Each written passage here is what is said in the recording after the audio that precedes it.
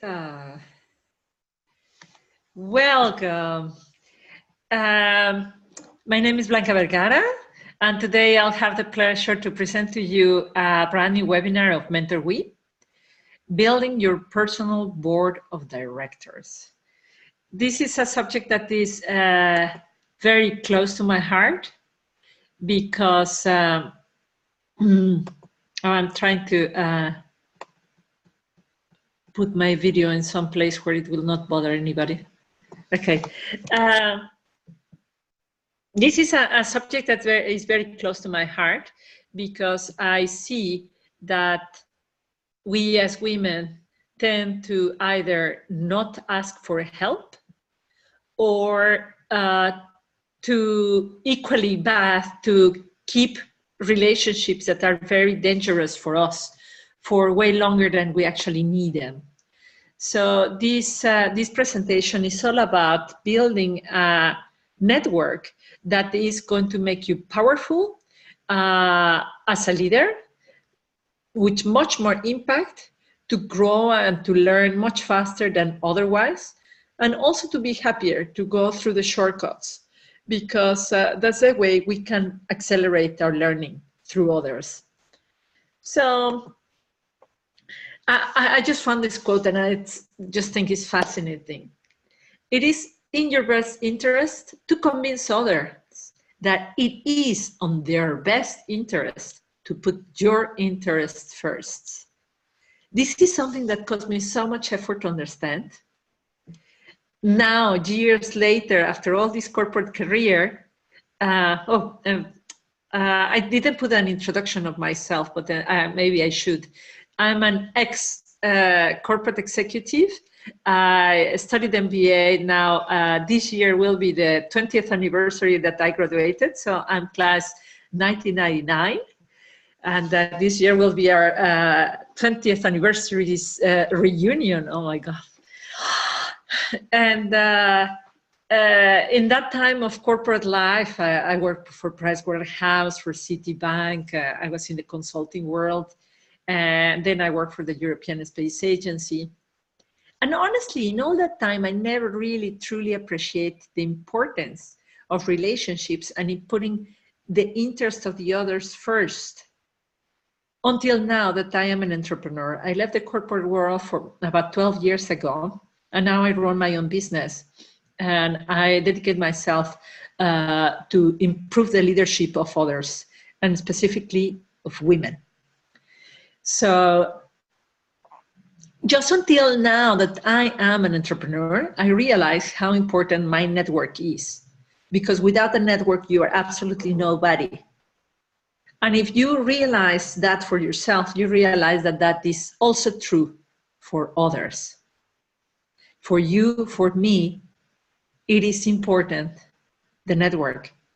When you realize that you're important for them and they are important for you. So therefore, you can easily pay it forward by being in the board of directors of them.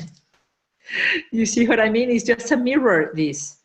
If you are a kind and considerate person, then you're going to find kind and considerate persons for you to build your network. This is the way it works, this reciprocity. So, you know it. You are your own company. Your career is your business. You are the CEO of You, Inc. You're responsible for your success. You're responsible for your failures. So it doesn't matter that you work for any big brand, GE, Philips, Government X, or whatever big name that you could be working for. They are not the owners of your brand. The owner of your brand is you. Why? Because, you know, where is Lehman Brothers? Where is Kodak? You don't know when the companies are going to be disrupted and they are going to stop existing. Or you don't know when you are going to be laid off. You really do not know what the future will bring. It is highly volatile, the environment that we're living right now. The changes in work are just so dramatic, and they are going to affect us all. I know that you are all highly educated ladies coming from the RSM, so you are not going to affect it in the sense that your jobs are going to disappear like chauffeurs. But your job is really radically going to change, particularly if you're in leadership positions, because you will need more than ever to be able to understand other humans. Your leadership skills, and particularly for those ones who are moms, your motherhood skills are going to be highly valuable, because everything that will make us human, more human, will be really valuable in the future. Be quiet. There's so much automation and the machines can do all these things.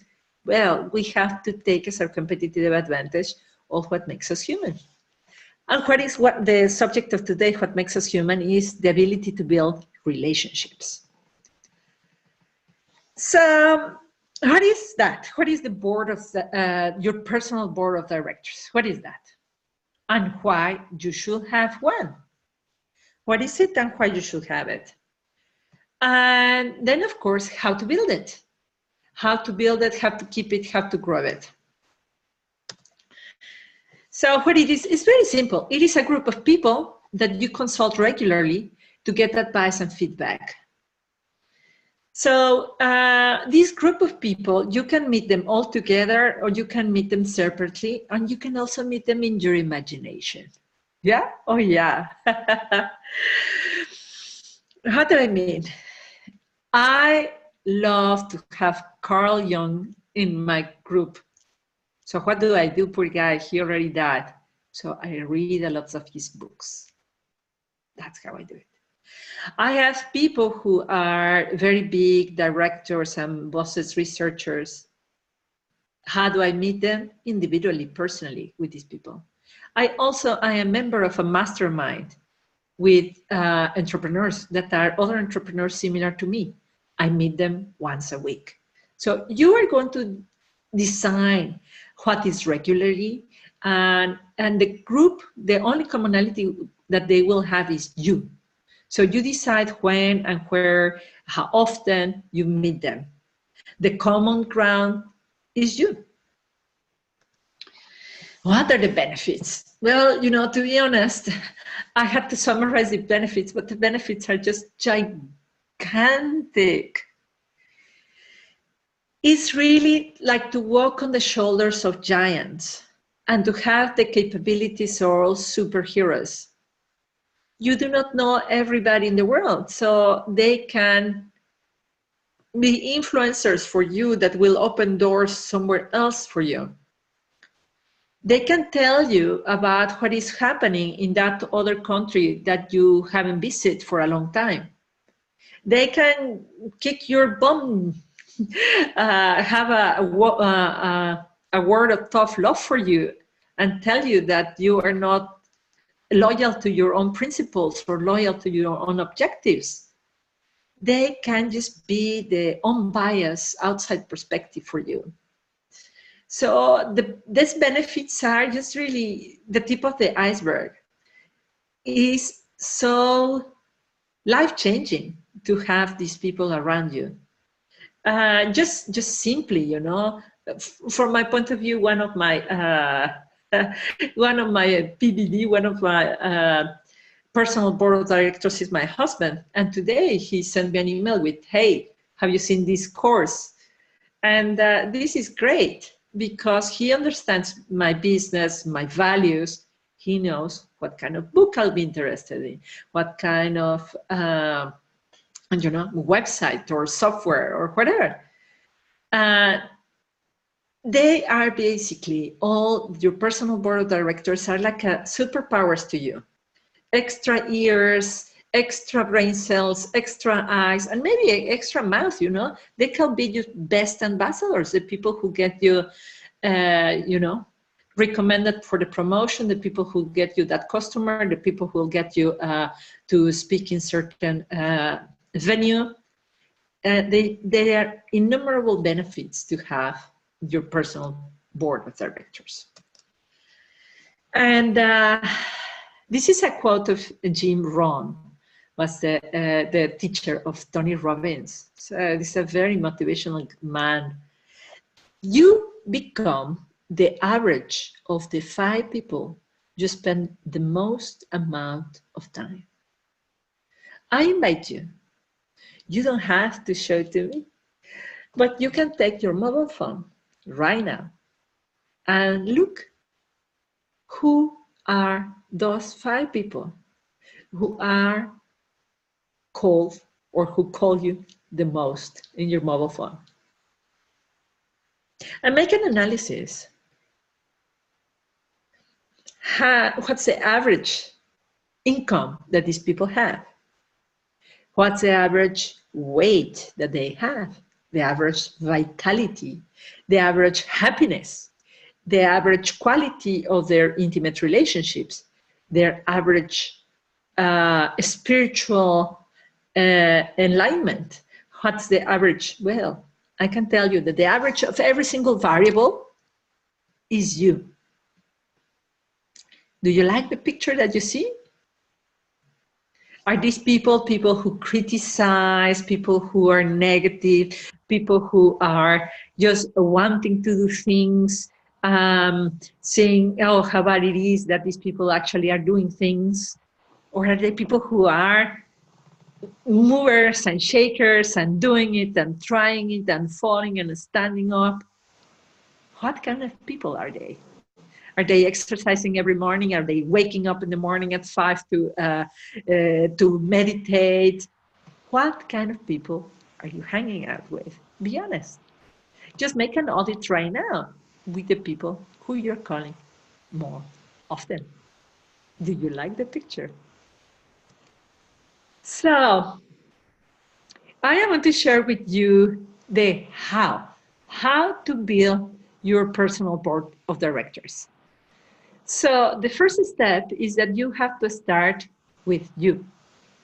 So how are you going to do a personal board of directors if it is not personal? So you really have to start with yourself. So first you're going to find the gap. What is the gap? It's the gap between what is and what you would like it to be.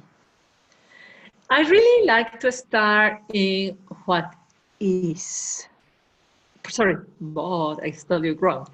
I really like to start this with your ideal average day, your ideal life, the day that you would love to live. I love my ideal average day is to wake up at 5 in the morning and meditate and plan my day, exercise. I like to fast, then play with my children, dress them, feed them, take them to school, arrive on time. You see, it's very specific. And then I go and then I talk to this kind of people on this kind of subjects, and I go into much detail about it. Actually, if you're interested, you're welcome to ask me. I have a recording with a meditation to do this exercise. But what is so powerful, what I want to invite you to do, because you can do it without that recording, of course, is to imagine your ideal average day. Where do you want to wake up? What do you want to see? Do you want to see the beach? Do you want to see the mountains? Do you want to live in a place that has all the seasons? Do you want a place with eternal spring? Do you want to be single? Do you want to be with this handsome man? Do you want to have children? You don't want to have children. You want to work in industry. You want to work in media. You want to work in cleaning the sea or the sky. And what is the subject that you want to discuss? When you are able to see that dream, then you can come back to the reality and say,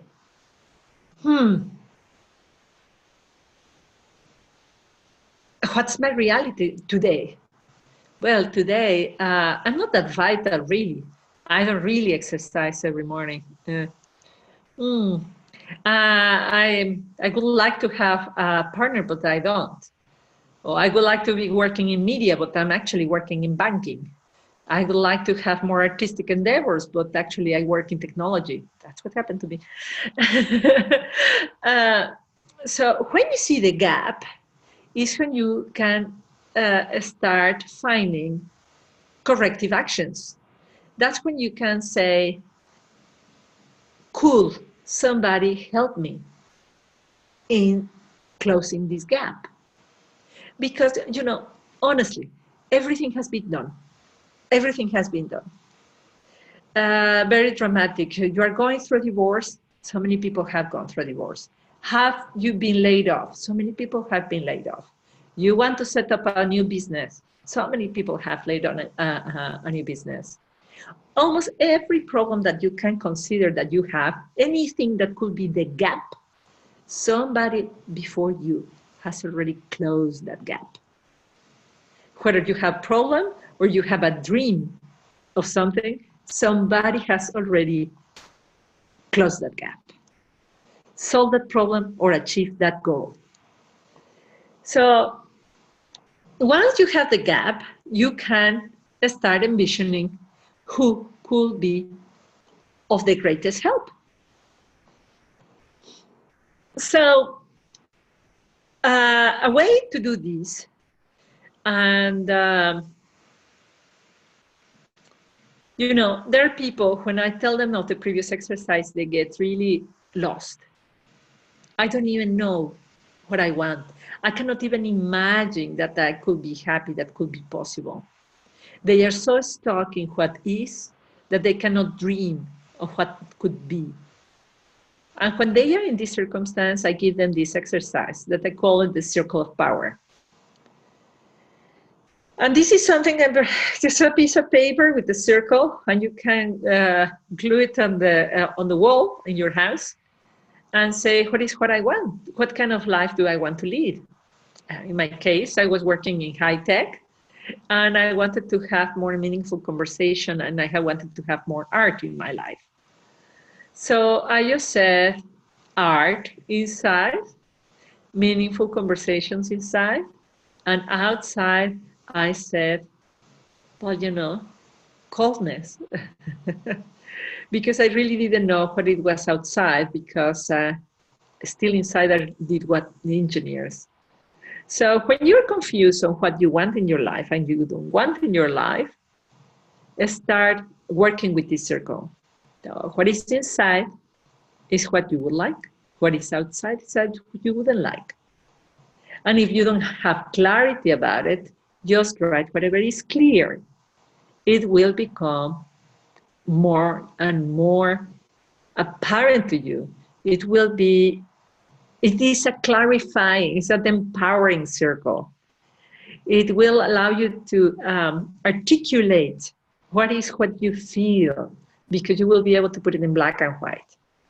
And there are some people who can put it in colors. The most powerful outcome of this circle was when I was working with an architect, Brazilian architect, who came to live in the Netherlands because she thought, oh, the Netherlands is rich, I can make money here because I can find a job as an architect. She was absolutely miserable. She couldn't find a job. She had a Dutch passport, she spoke Dutch, but she just couldn't fit in the culture. And when she realized, I want color, I want vibration, and then she started coloring inside her circle, and then she realized, I belong in Brazil. She took her luggage, she went there, and her life changed completely, everything. It's really from nothing here to everything there. She was a wonderful husband. She opened her business. She started an association for poor children. It's insane. This woman exploded after doing this exercise. So I hope that inspires you to start doing this for clarifying what you want. So step two. Step two, to make your personal board of directors. What could you think I will recommend you? To eat more cruciferous vegetables, or to stop eating fast food? Well, I tell you, if you're eating a lot of fast food and you start eating more carrots, nothing is going to change in your life. That you are not going to have more vitality. If you really want to have an impact in your vitality, you have to eliminate what is toxic in your life. Yes, so what I'm telling you is that to make your personal board of directors, first you have to get rid of your toxic people. You have to get rid of your Coca-Colas and your chips and your hamburgers people. Yeah, it's painful, I know. Because there are so many people like that.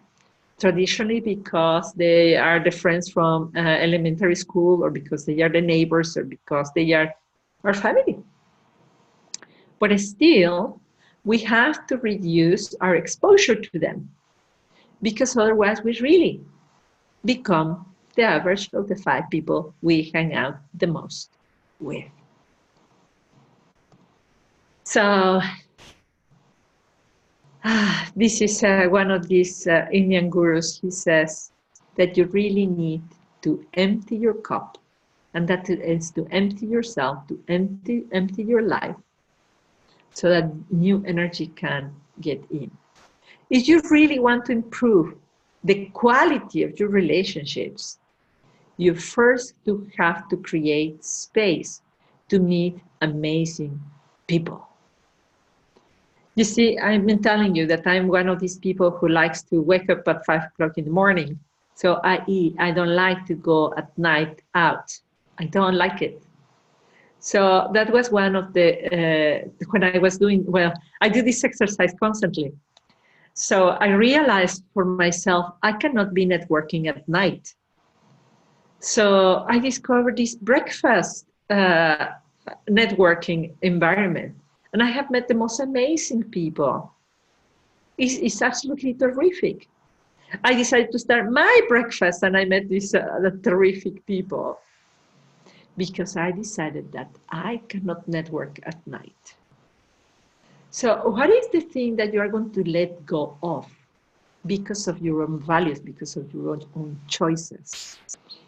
You have to let go of something to welcome the new that is more fitting to your values, to your ideas.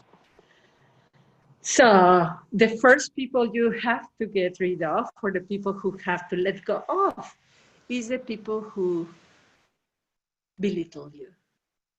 The people who will tell you, oh, you poor little you cannot do it. And the haters. I have a business for 12 years.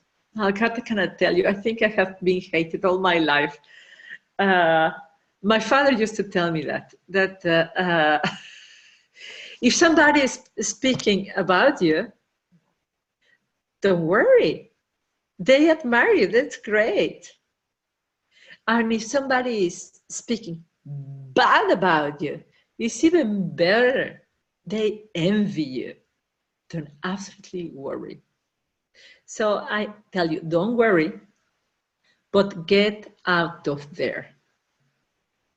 When you have people who tell you how small you are, how little you are, how your ambitions are just so stupid, really you have to get out of there, because you are going to start believing that your ambitions are not that smart.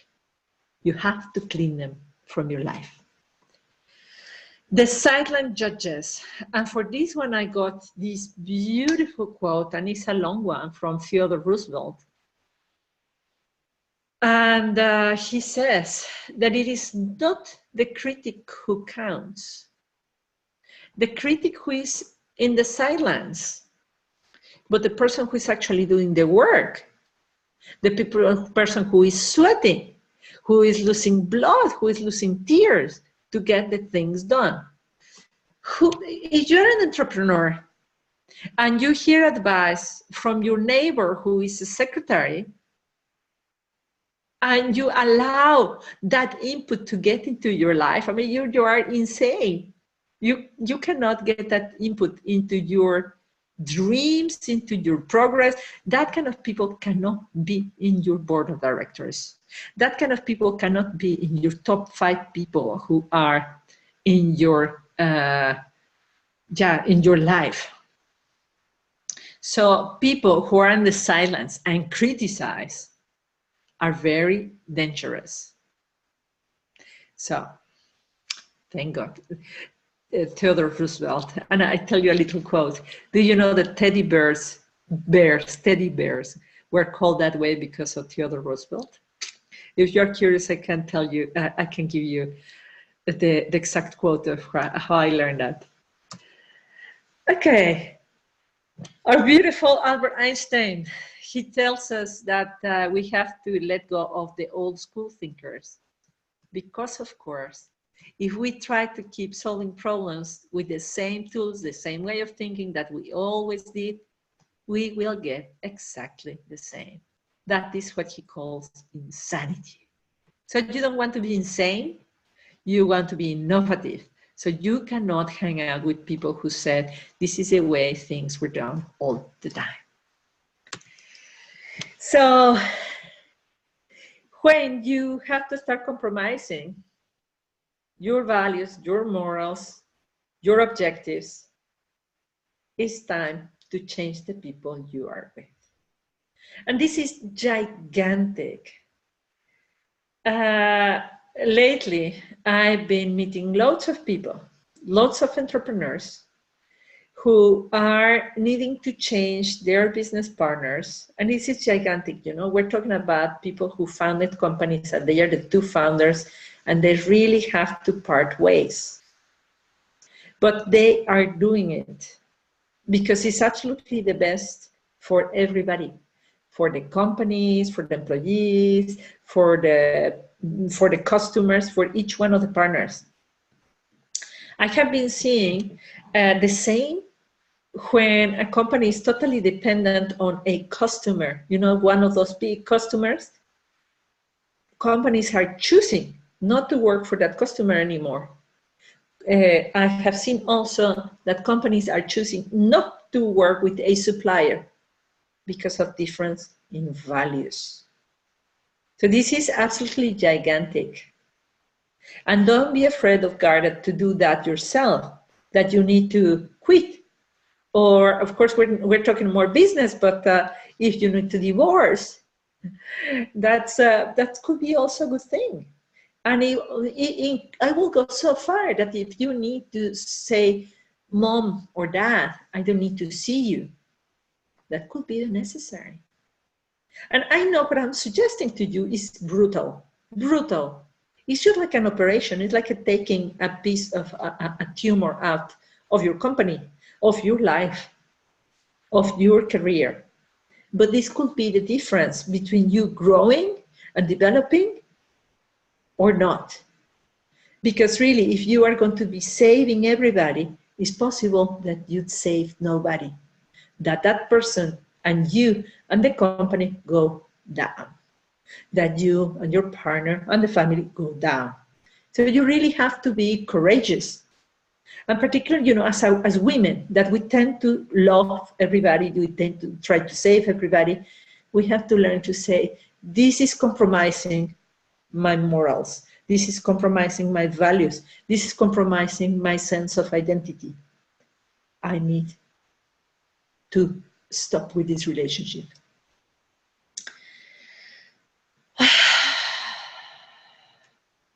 So I think more or less I told you this. If they are behaving the way they are behaving, it's not you, it is them. And we have to think, is this their pattern? And I will not play. And I give you some ideas here. If it is possible, remove yourself. So if it is possible, quit, move, go away. If it's appropriate, you know, silence. Just, you know, just don't say anything. But do set boundaries and say, no, this is a limit. No, this is a limit. And this number 4 is very important. When you get into thinking, I hate these people because there are situations in which you cannot quit immediately, then you cannot fire them immediately, you cannot stop working with them immediately, you cannot divorce them immediately. You cannot be in the state of anger. You have to stay above all this. And to be able to stay above all this, what I recommend you is to look in your mind's eye to see these people and send them all your wishes for health and happiness. Because there's something wrong with these people. So then don't engage in making the drama bigger. Engage in creating a new reality away from these people. So just send them your wishes for health and for happiness, and even wishes for them to find a better place for them somewhere else. And as a final tip of how to deal with toxic people, we are going to give a new webinar on how to deal with toxic people, and very specifically narcissists. So this is going to be absolutely fantastic, because the presenter is just brilliant. But this is a small introduction on why it is so important, and to start giving you tools so that you are empowered to say, I don't need to deal with this. And I must better don't deal with this, because my growth and what I am meant to give to the world is much more important than dealing with this person. We clean the cup, so now we can attract people. So how do you do that? Very easy, and it's all very joyful. Step number one is that you make a list. You make a list. For example, I want to improve my email marketing skills. So who does email marketing that I know? Who could teach me email marketing? I want to work in growth hacking. Who can teach me growth hacking? I want to create a podcast. Who could teach me podcast? You know, you make your list of what you need to learn. I need to negotiate. I need to learn how to do business in Australia. I need to, you know, just what is your gap? And also I could be, you know, dealing with things like I am dealing with a divorce, and I'm in a very demanding role, or I'm pregnant and I'm a very demanding role, etc. So whatever is your challenge, you list it and you say, who could help me? And then it's possible that you say, well, I have this point in my learning agenda, but I have no clue who could help me. So point number two is to intend it. And I'm going to go into detail on what is to intend it. Is to believe that it is so. And then you will make it so. And we'll give you the science behind it, because it sounds really spiritual, which it is, but science backs up this. And then you just go out and network and intend that you will find that person who you are missing. You will find that person that you are missing. And of course, number four is to nourish those relationships. Will not be just with one conversation. It will be with 1 and 2 and 3 and 4 conversations. That way, you are going to build this board of directors. So, what kind of qualities should they have? They should be good listeners. They should appreciate the best of what is and do these through questions. They should be able to see you. You see, oh, wow, this will be a good moment. Maybe you know it, but if you, oh God, maybe you know the Johari window. If you don't know, you can send me an email or ask me at the end. But there is always a blind spot in something that we do not know in who we are. So ideally, your board members should see that blind spot that allows you to expand your unconsciousness of yourself. So people who are very aware, very present, who are able to see you, ideally, they should be your board members. Well, we talk about the fact that we live in a very convoluted and uncertain environment. So we need people who are doing it. So we need role models, pioneers on innovation. If they are not actually doing it, will they be able to do it? They should be able to empower you, to connect you with others, to mentor you, to listen to you, and to tell you where to find things. You know, there is this book, there is this blog, there is that kind of qualities that you should think of when you are making your list. Other things that you should be thinking when you're making your list is that this person is on your field. So if you are in telecommunications, or you are in fast-moving consumer goods, or I don't know, art, or whatever it is, has passed through similar circumstances, a divorce, an expat assignment, to be retired, you know, whatever it is one of the people who actually loves you, and that's something that I wish we were more aware of that. I can tell you that happens to me all the time. I used to work for so many years in corporate, and I built good relationships with them. And now, after so many years, I talk to these customers, you know, people who I work with, Pricewaterhouse, and they actually like me very much. We don't even realize who are our cheerleaders. Go back to your previous jobs, to your previous classmates, to your previous colleagues, and you're going to find people who are actually really appreciate you. Don't take it for granted. You do have cheerleaders, and maybe more than you think. And the opposite is also necessary. You need a person who will be able to criticize you. And criticize you is not humiliate you, or, you know, or being a naysayer, but a person who will be tell you, hey, God, I can't give you another example of my husband.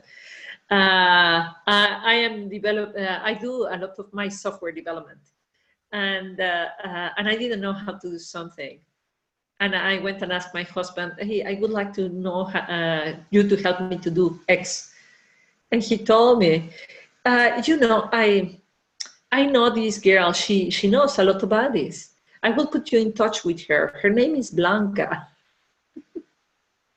I almost killed him that day.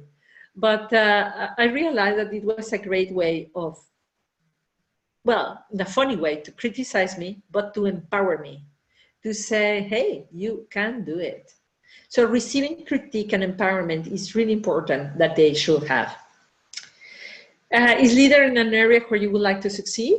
You have to get people in your board of directors that is a little bit higher, even if it is 1 year ahead of you, 6 months ahead of you, so that you can learn, that it expands you, that it really, that example brings you alive. Is from another generation. I like to have people in my board of directors who are older than me, younger than me, from other countries, from other nationalities, from my nationality, from where I'm living.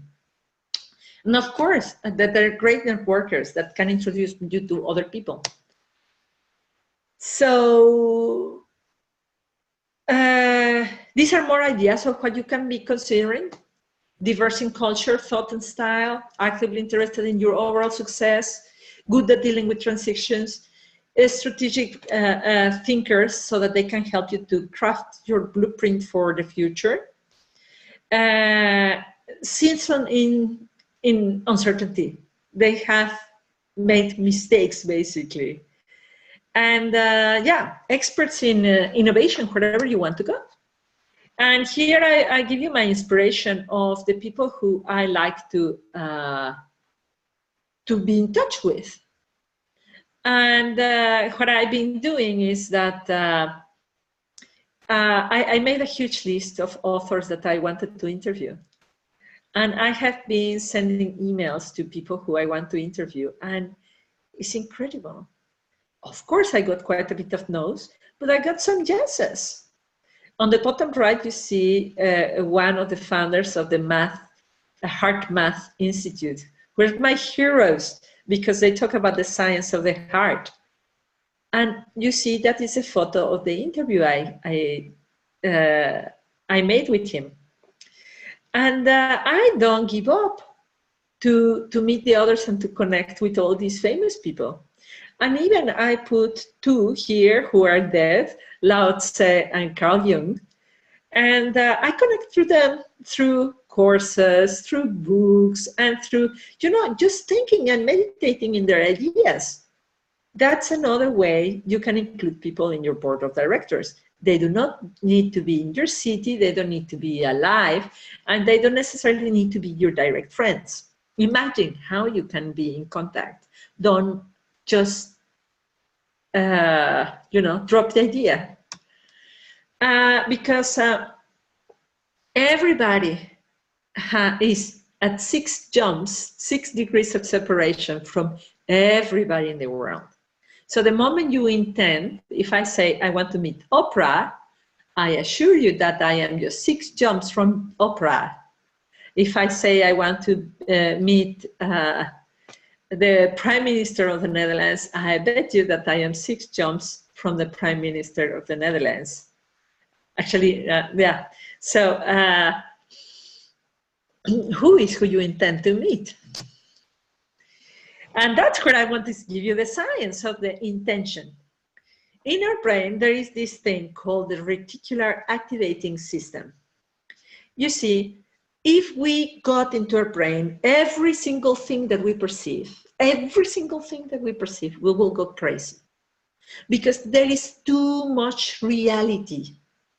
So what the reticular activating system is that it creates a reticular, a filter, to filter the things that to filter almost everything, and to just allow to enter the things that we intend to see.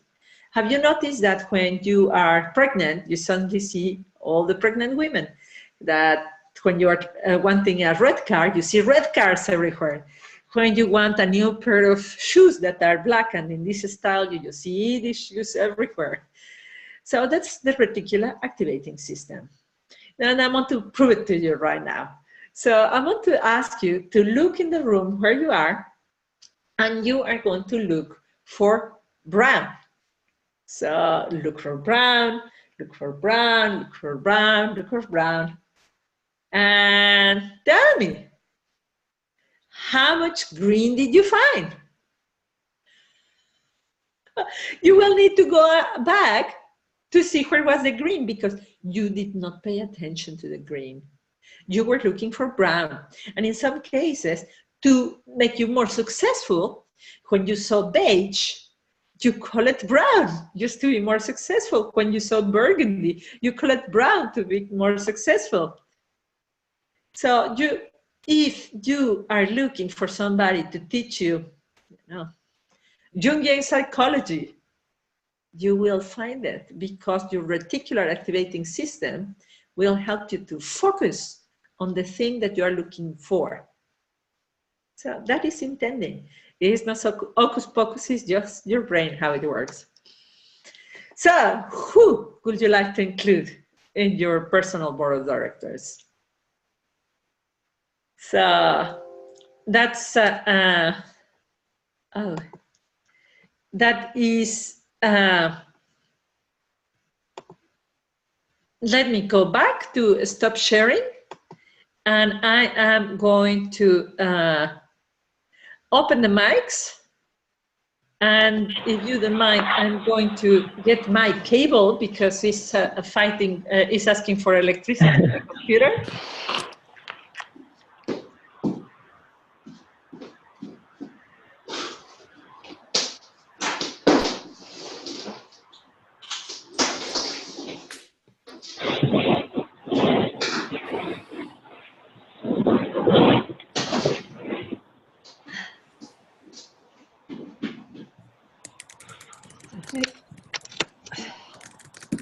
So Great. I'm all yours. Let's have a conversation. I'm open for questions for you. You can put them in the chat, or you can ask me to raise your hand.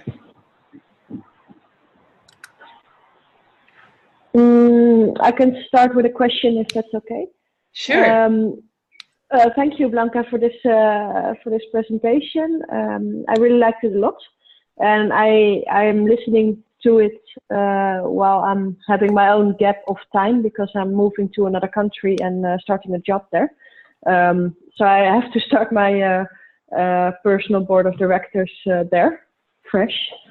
At a certain moment, you talked about removing yourself from the situation if you can. Can you maybe elaborate more on that? Oh, you can quit if yes. you know.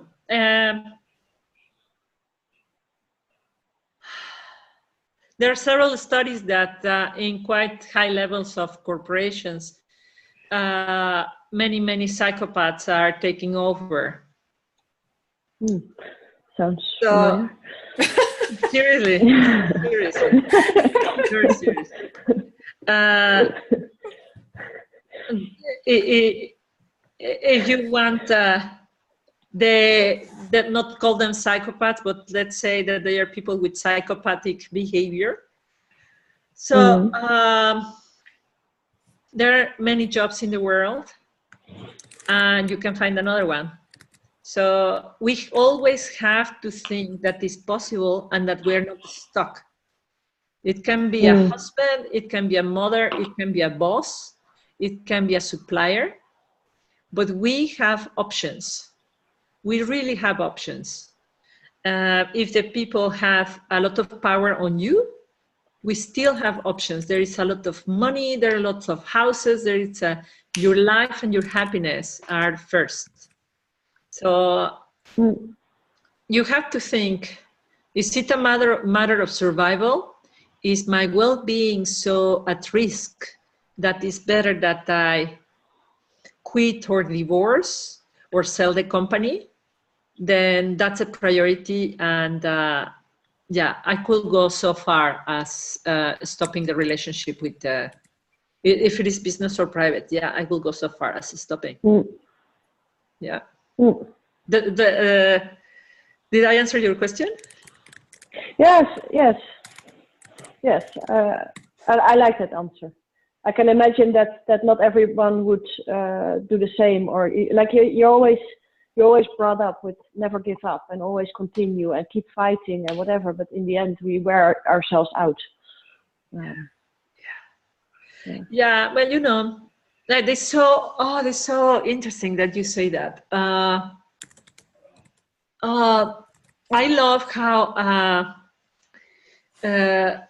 Jordan Peterson puts it, that when you have a person that is so toxic, the situation is really like when you are going to save, when you are saving somebody who is drowning, you are taught to swim to this person with one foot on front. So you arrive and you say, I want to save you, but you have to calm down. And the person is desperate and tries to pull you and pulls you down. Well, it's really bad business. You both will die. Yeah. So maybe you have to give up and not save him or her, and you swim. Yeah. It is that level, and I think it's really terrible, and it's really brutal. That's the only word that I can see, because I don't know, with when Lehman Brothers fell and many other companies have been falling, there are companies that were quite corrupt. So do we have to persist, or do we have to build companies that are more honest? I really don't want to help companies, institutions that are psychopathic, that are selling things that are not good and they are not for the social good. And I think many of us either. So my opinion will be, let's put all our energy, enthusiasm, intelligence to build companies that will, you know, clean the ocean, clean the sky, help children. Why not? And we can make money with that. Yeah. So that's. Yeah, absolutely. Yeah, that's when we should never give up. Yeah. Okay. I like this, Land. Thank you. Thank you. Somebody else with a question or comment?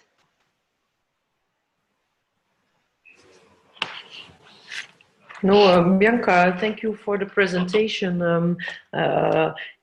It's very interesting to discuss about taking away the toxic people, but it's easier said than done.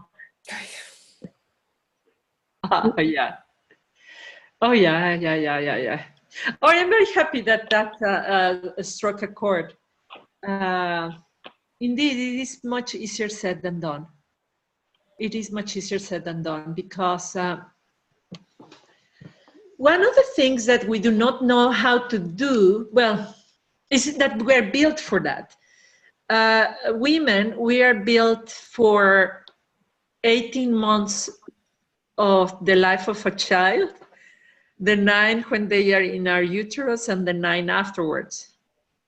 All our brain and everything is built for that moment of vulnerability, to be there and to nourish them, to take care of them. So that's like all the biology is there. And so we care. We care more than anything else. We're just built to that. But after the child is 9 months, our obligation actually is not to care, but slowly start caring less. So my daughter is 6. To be a good mother, I should say no to tie her shoes. If I really care for her, I should not do it. So when we learn to say no to caring for others, we are empowering them. And this is something that we have to do from the moment the baby is 9 months old, and with every single body else in our life. We should not solve the problems of our husbands, of our mothers, of our bosses, of our customers, of our suppliers. We should not be the mothers of them. And even of our children, when they are 18, there's you're graduated, you're a grown-up. And that's very difficult because our neurons are, you know, are wired for that. It's a spiritual exercise for all our life. Well, I think if I may jump in, I think if you're dealing with toxic people, that sometimes it's also the system that you're working in that allows those toxic people to behave in a certain way or to have a certain power that is not beneficial for the organization, as to at least my beliefs.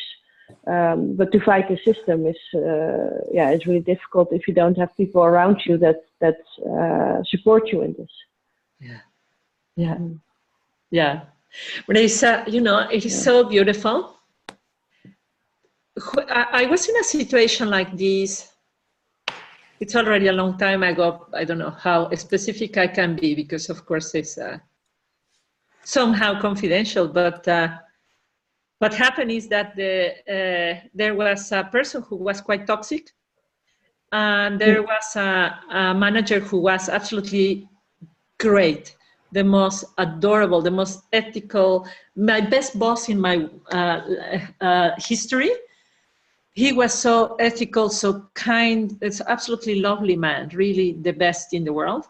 He was fired by this other really a horrible person, a psychopathic, whatever. You know what happened? After, I don't know, 20 years,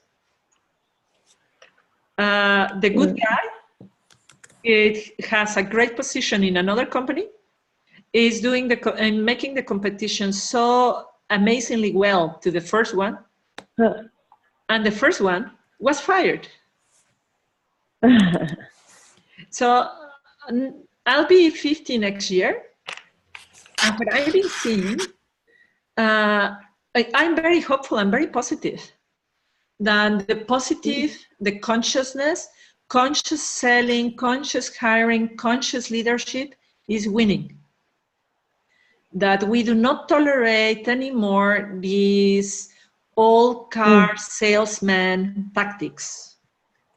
We don't tolerate it anymore, because even if you are fired by the bad guy, you will be hired by the good guy. You will be given money by the good guy. You will be, but we have to make that, and we have to be very, very mindful, you know, and somehow I will say intolerant. To really do not tolerate that somebody treats you bad. Don't accept it. Don't accept it. And that somebody treats bad somebody else. Don't accept it. We have to build a future of honesty, of truth, and I'm preparing myself for tomorrow. I'm going to talk with a potential customer for conscious selling, and I've been reading a lot, and everything is about the trust is what gives us a speed. So lies are no longer acceptable in the workplace, because everything is transparent now. Everybody can see what you said. If you said something that's a lie, everybody will know it. So it's somehow wonderful to see that. They cannot hide anymore. Yeah. But then, do you think that there should also be a kind of teaching to the younger generation of how it should be? Absolutely. Absolutely. Absolutely. Younger generation, from the babies to the juniors in your respective companies. I remember with this boss that I absolutely loved, I made a mistake. We were working with millions and millions of euros. I made a 200 euros mistake in an invoice in which I charged a customer 200 euros more in millions of euros. He told me, this is unacceptable. We cannot do it. We cannot, we just cannot do this. He made me do the credit note. And wow. When he did that, he taught me a lot, you know, of I cannot behave like that. I cannot allow my people to behave like that. I cannot lie myself. That's I respect him forever. I don't work with him, and I will always talk well about him. And I think if you do that, no, I don't know, you defend your juniors in front of the psychopath, for example, you are educating them that that's not acceptable. So yeah, that's I don't know. I think I like my perspective in life is like it's like a jungle. We are like the lionesses. We are not sweet and harmless. We can be very violent, and nobody messes up with the lioness. And that power is the thing that we need to feel, or the, you know, the snake or the spider or whatever it is. And that's the power that we need to see. There is somebody asking me something. Oh, awesome. So Marsh is taking us back to step 1. And then she says, and what do you want? Awesome. Okay. She's just asking something that is very close to my heart. She says, I'm in step 1 of what do you want, and how can you clarify exercises to do that? I totally get you. I totally get you. A friend of mine recently came to visit me from Mexico and asked me, hey, I can bring you any gift you want. What do you want? And I blanked out, and I was like, oh, I can't get anything. I do not know what I want. It is so stupid. that we have been trained from early childhood not to say what we want, because it's not possible, because it's expensive, because, you know, you have to be modest, you're not supposed to ask that much. Well, I tell you, no way, not anymore. We have to learn to connect to what we want. So I can give you lots of exercises of how you're going to do it. You know, sit down and write your ideal day, as I told you. But I want to answer it in another way. I need you to train to answer what you want. So you go out for lunch with a friend and your friend asks for a salad. You are not going to say, me too.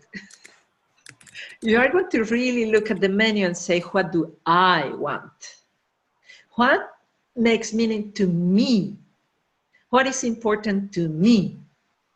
You see, I went on a studied IT because I wanted to prove to my father that I was intelligent. I was very good at computer programming, so I wanted to prove that I was intelligent. I thought I was beautiful, so I didn't want to be seen as beautiful. I wanted to be seen as intelligent. And after, I don't know, more than 20 years in IT, I decided that, you know, I never really liked it. So you have to train yourself to see the things that you like. Do I really like this industry? Do I really like this country? Do I really like this? Do I really want this? And be really picky about it, because if we are not operating at our 100%, we are not contributing to the world to our 100%. You are at your best, then you're contributing to the betterment of humanity at your best. So I will say, you know, do a 24/7 exercise of what you want, and use that circle of power. And the circle, I want this, I don't want that. Defining my perfect customer, I didn't know what I wanted.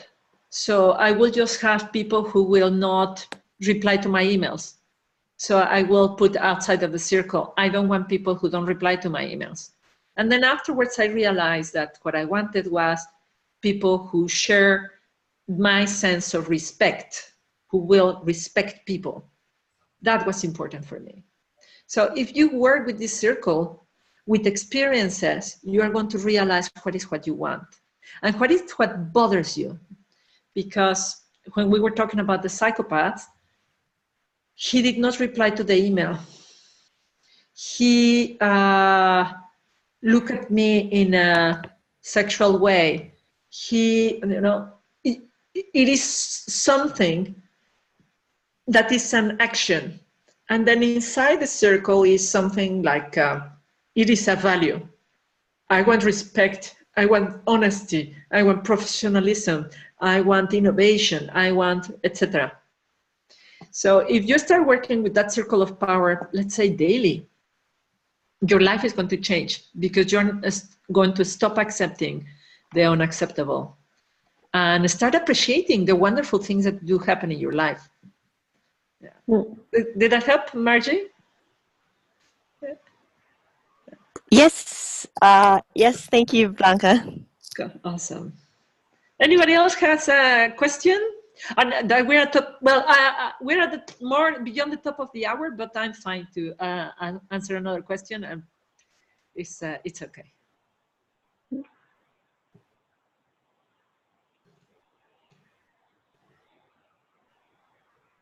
Okay. Okay.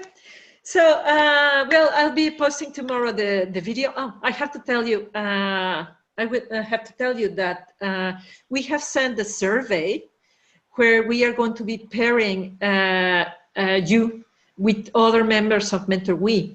And we have received very little input from everybody, so we cannot do the pairing. And now, after you have seen this presentation of how important it is for you to have your board of directors, you could get more inspiration of how you can answer that survey and say, I am going through this transition, I want to learn this, and And also, I want to give this back. I want to help people this way. So if you can go back to the email I sent today, the survey link is there. And I put the link as well here in the chat. Yeah, great. We do have a question. Please do go ahead.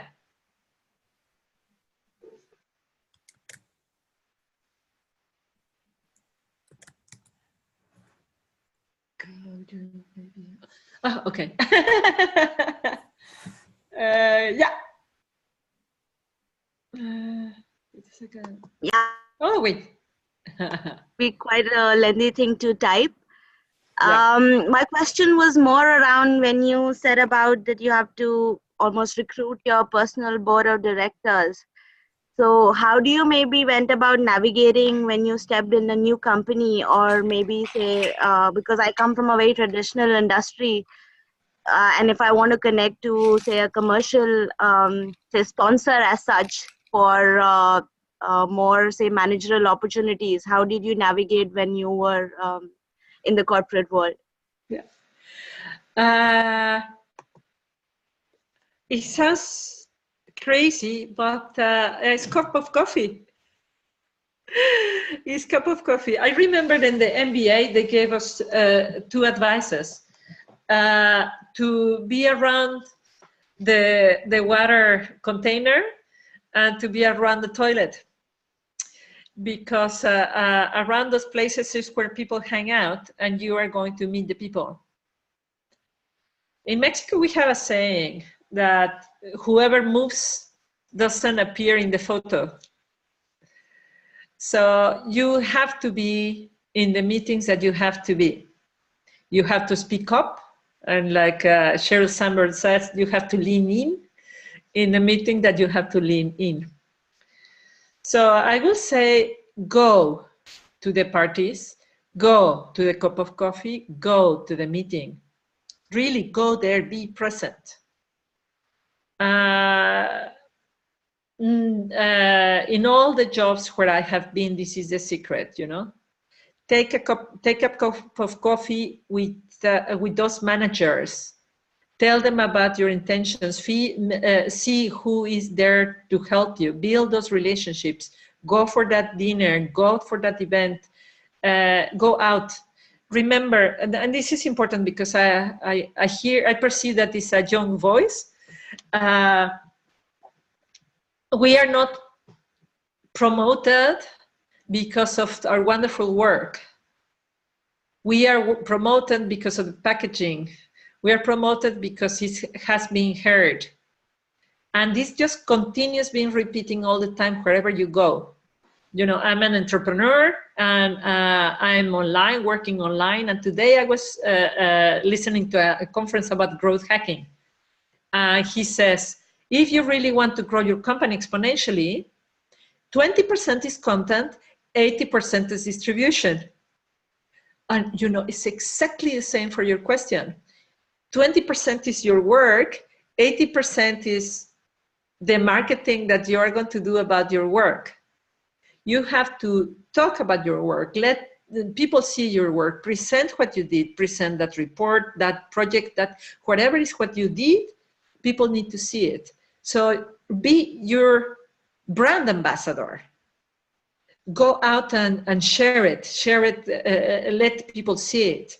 And don't be afraid that some people are going to copy your ideas, because they might be able to copy one, but not 20 or 30. So go out there and illuminate, be shine and talk. Don't be modest, because that's of course the quality of women. And if I'm guessing that you come from I don't know, somewhere or India or Pakistan, I can feel you, I'm Mexican. So we are taught modesty. And with modesty in business, we cannot thrive. You need to be the brand. You need to imagine that you're Coca-Cola, so you're repeating, drink Coca-Cola, drink Coca-Cola, drink Coca-Cola. You have to be repeating your brand. You have to be present in the business. They have to see you. So I don't know. I hope that I answered your question, Shipra.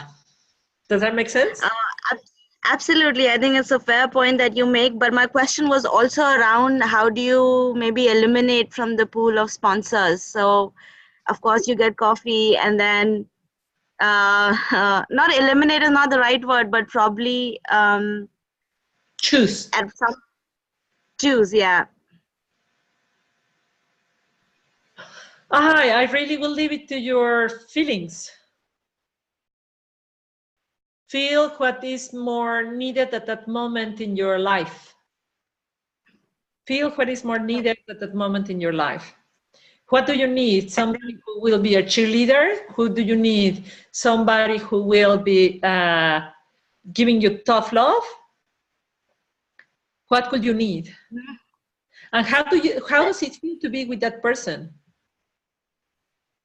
Sorry? And also ask yourself, how does it feel to be with that person? Are you comfortable? Will this person really help you grow?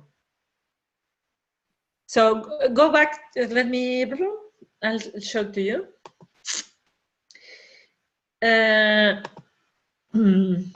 You go back to the,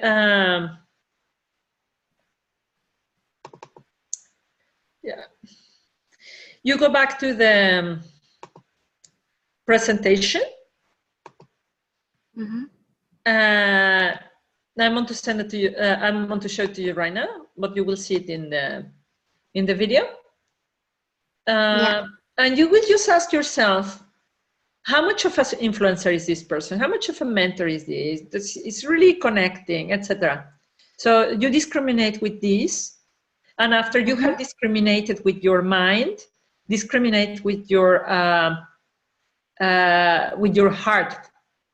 What is the ultimate difference? Do I feel, or actually will be with your gut. What does my gut say?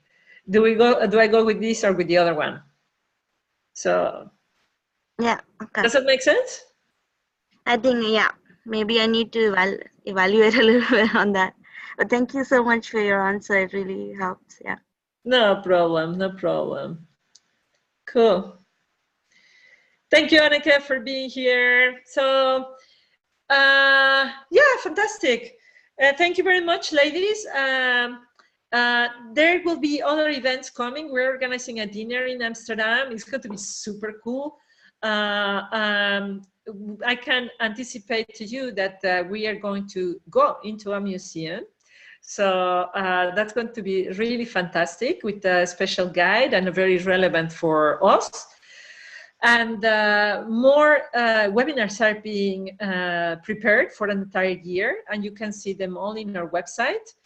And we hope to see you everywhere in the survey and the next webinars, in the event live. And well, we just hug you and thank you.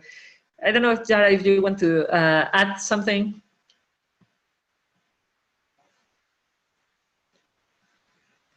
I'm mute.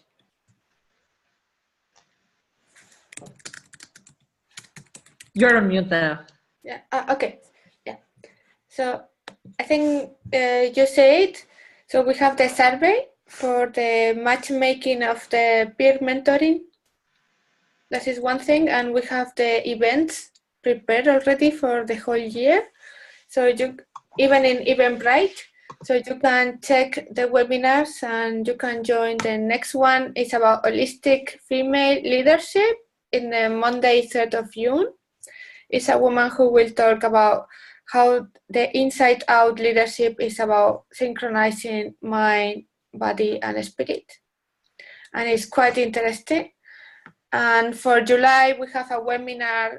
It's a different format. It's a Q&A questions about networking with a woman from London who is director of partnerships and relationships in startups, corporates, and universities in London for more than 10 years. And she has a PhD on organizational behavior and structure of societies in the industry.